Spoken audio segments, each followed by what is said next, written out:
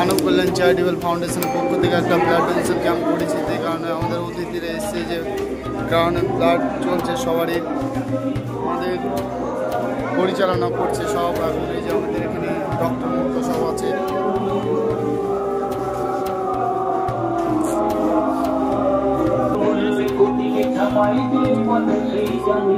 তাই রক্তদানি অমূল্য দান সকলে।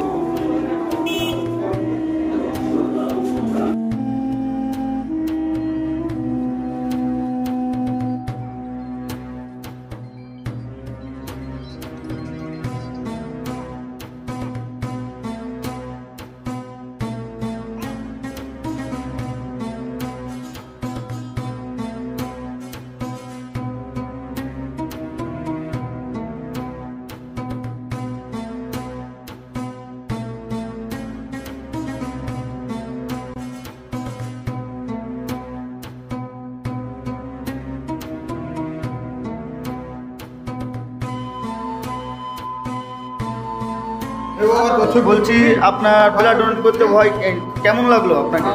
যারা ব্লাড ডোনেট করতে ভয় পাচ্ছে তাদের উদ্দেশ্যে আপনি কিছু বলতে চান?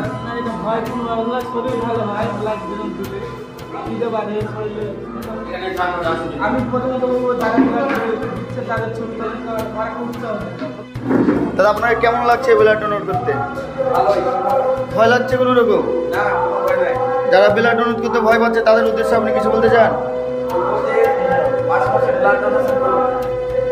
আর কিছু? আর যারা গরিব দুস্থ মানুষদের ব্লাড দরকার তাদেরকে বাঁচিয়ে তুলুন, তাদেরকে এগিয়ে আসার জন্য আহ্বান করছি। হ্যাঁ,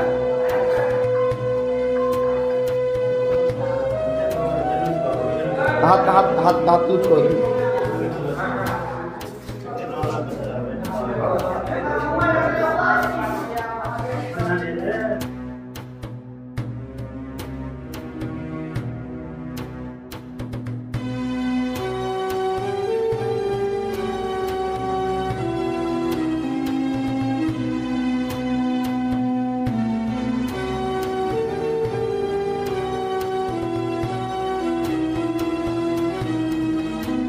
এই সুন্দরভাবে এই মহৎ কাজ যেটা রক্তদান শিবির সেটা আয়োজন করেছেন, অসংখ্য ধন্যবাদ জানাই যারা অলরেডি ব্লাড ডোনেশন করে চলে গেছেন এবং যারা এখনো করছেন তাদের সকলকে ধন্যবাদ। রক্তদান একটি মহৎ কাজ, কারণ হিসেবে বলা যায় যে মানুষের যে রোগ, এই রোগের অনেক ট্রিটমেন্ট আছে, অনেক ওষুধ বেরিয়েছে, অপারেশন আছে, অনেক পদ্ধতি আছে, কিন্তু ব্লাড কমে গেলে যে ব্লাড দেওয়ার যে বিকল্প ব্যবস্থা সেটা আজ পর্যন্ত তৈরি হয়নি। ব্লাডের বিকল্প কিছু নেই, তাই যারা ইমার্জেন্সি সিচুয়েশনে ব্লাড দিয়ে মুমূর্ষু রোগীকে সহযোগিতা করছেন, বাঁচতে সাহায্য করছেন, এর থেকে বড় কোনো কাজ আর হয় না। এবং এই কাজে মানব কল্যাণ চ্যারিটেবল ফাউন্ডেশন যেভাবে সহযোগিতা করছে মানুষকে, সেটা অবশ্যই ধন্যবাদ প্রাপ্ত। এবং প্রথমবার হিসাবে তোমরা যথেষ্ট ভালো অর্গানাইজ করেছো, আশা করি পরবর্তীকালে এর থেকে আরো বড় রক্তদান শিবিরের আয়োজন তোমরা করতে পারবে। এই বলে আমার বক্তব্য শেষ করছি। সবাই ভালোভাবে থাকো আর অবশ্যই মানুষের সেবায় নিয়োজিত থাকো। ধন্যবাদ। না, ক্যাম্প তো আমাদের খুবই ভালো হয়েছে, যেহেতু তোমরা 30টায় বুকিং করেছিলে আর তার সঙ্গে 36টা হয়েছে। অ্যাকচুয়ালি তোমাদের মোট 40টা হচ্ছে, 4টে ক্যান্সেল হয়েছে, তাই তার তোমাদের 110% সাকসেসফুল হয়েছে। আর ফার্স্ট টাইম ডোনার ছিল, তাই এটা একটা অ্যাচিভমেন্ট হয়তো বললাম। ফার্স্ট টাইম ডোনারটা আমরা ইন্ট্রোডিউস করলাম, সবই 25 বছরের মধ্যে ছিল, সেটা আরেকটা বড় অ্যাচিভমেন্ট, যেহেতু 65 বছর অবধি তারা দিতে পারবে। ঠিক আছে, আর বাকি তোমাদের সব ভালোই হয়েছে। কিছু নলেজের একটু কমতি ছিল, যেগুলো খেয়ে আসতে হয় না বা অ্যান্টিবায়োটিক খেয়ে দেওয়া যায় না, এগুলো নেক্সট টাইম তোমরা একটু শুধরে নেবে। আর ফিমেল ডোনার ছিল না, ফিমেল ডোনার এরপরে ইন্ট্রোডিউস। এটা ফার্স্ট টাইম তো না, হ্যাঁ, ফার্স্ট টাইম হিসেবে খুবই ভালো হয়েছে। এবার আমরা যদি আমাদের মানে ফাউন্ডেশন থেকে তোমাদের এই যে ডোনারগুলোই আবার 3 মাস পর রেডি হয়ে যাবে, তাই জুড়ে আবার তোমরা এদেরকে নিয়ে ক্যাম্প করতে পারবে। ঠিক আছে, আর ব্লাড দরকার হলে ওই যে ওনাকে কার্ড দিয়ে দিয়েছি, 30 কার্ড, এই কার্ড নিয়ে যেতে হবে। আর কার্ড নিয়ে গেলে পাওয়া যাবে, কার্ড নিয়ে গেলে পাওয়া যাবে। এবার দেখো, কার্ড নিয়ে গেলে পাওয়া যাবে। তার মধ্যে একটা বলে দিই, কিন্তু এটা তো ব্লাড, এটা তো আর বানানো যায় না, তাই জন্যই তো নিতে আসছি, তাই জন্যই তো এত বলা, এত চাওয়া, ঠিক আছে? তাই জন্য ব্লাড ব্যাংকে ব্লাড থাকলে পাবে। দেখো ওখানে কার্ডেও লেখা আছে কথাটা, ব্লাড ব্যাংকে ব্লাড থাকলে অবশ্যই দেবো, ঠিক আছে? এবার না থাকলে আমি তো বানিয়ে দিতে পারবো, তাই না? তাই মানুষকে আবার তাই জন্য আমরা কি বলি, যে তোমরা এই যে ক্যাম্প করলো, আবার যদি তোমরা 3 মাস অন্তর করতে থাকো তাহলে কিন্তু পেতেই থাকবা। কারণ মাত্র 0.25 মানে 2% যদি লোক ব্লাড মানে দিয়ে দেয়, 2% লোক যদি ব্লাড দিয়ে দেয় আমাদের, তাহলে আমরা ব্লাড দিতে পারবো না। কিন্তু দিচ্ছে কত? 0.2। এত কোটির দেশে এত কোটি মানুষকে দিতে হবে না, মাত্র 2% মানুষকে দিতে হবে, ঠিক আছে? সেখানে মানুষ কিন্তু দিচ্ছে না, তাই জন্য ক্রাইসিস হচ্ছে।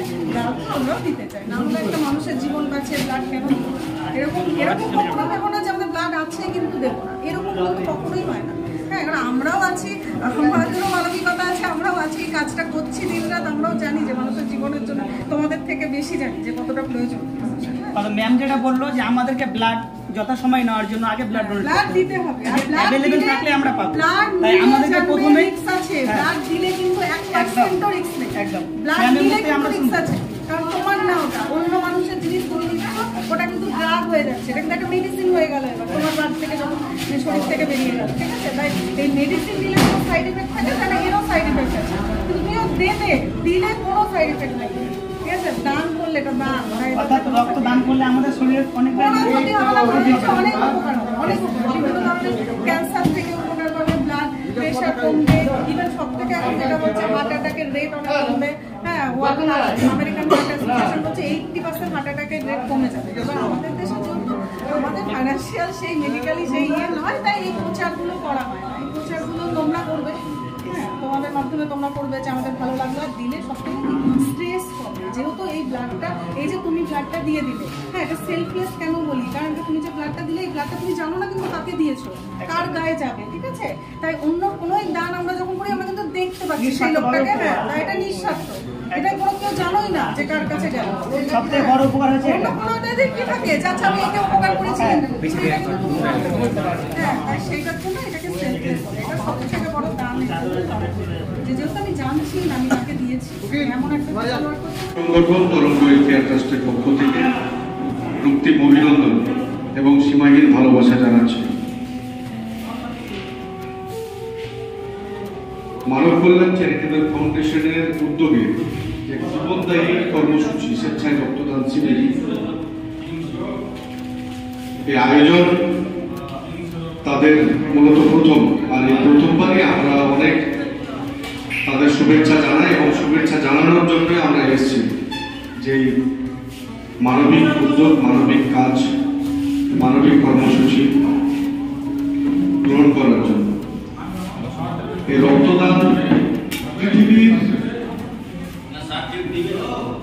কোন কলকারখানায় এই রক্ত তৈরি হয় না।